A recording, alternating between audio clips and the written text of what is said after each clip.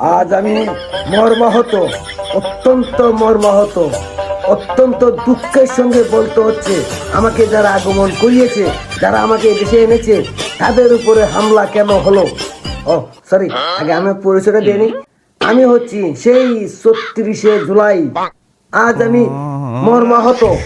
আমাকে যারা এই দেশে আগমন করাইছে ৩৬শে জুলাই হিসাবে পরিচয় করাইয়া দিছে, সেই বিপ্লবী নেতারা কেন আজকে গোপালগঞ্জে গিয়ে হামলার শিকার হবে? কেন আজকে সেই বিপ্লবী নেতারা সেনাবাহিনীর ট্যাঙ্কের ভিতর করে পালাইয়া আসতে হবে গোপালগঞ্জ থেকে? আমি ৩৬শে জুলাই ডাক দিতে চাই সেই বিপ্লবী নেতাদের, সেই বৈষম্য বিরোধী সমন্বয়কদের। ২ দিন আগে গোপালগঞ্জ থেকে আমার বিপ্লবী নেতাদের পিটাইয়া ট্যাঙ্কের ভিতর করে পাঠাইছে ঢাকা শহরে।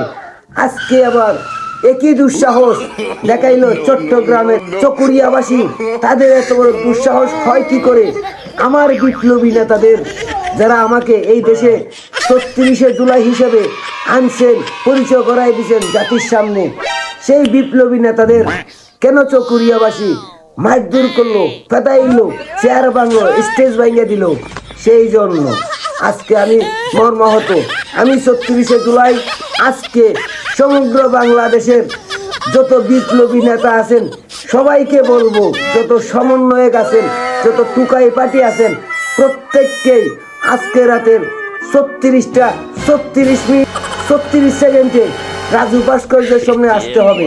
আমরা এখান থেকে ৩৬ দিন ৩৬ ঘন্টা ৩৬ মিনিট ৩৬ সেকেন্ডের ভিতরে গোপালগঞ্জ এবং চকুরিয়াকে নতুন করে স্বাধীন করতে হবে।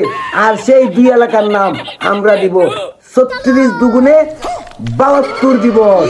তাহলেই আমি ৩৬ জুলাই শান্ত হব। সবাই চলে আসো রাজু ভাস্কর্যের সামনে। টাইম কিন্তু মনে রাখবা, রাত ৩৬টায় ৩৬ মিনিট ৩৬ সেকেন্ডের সময়।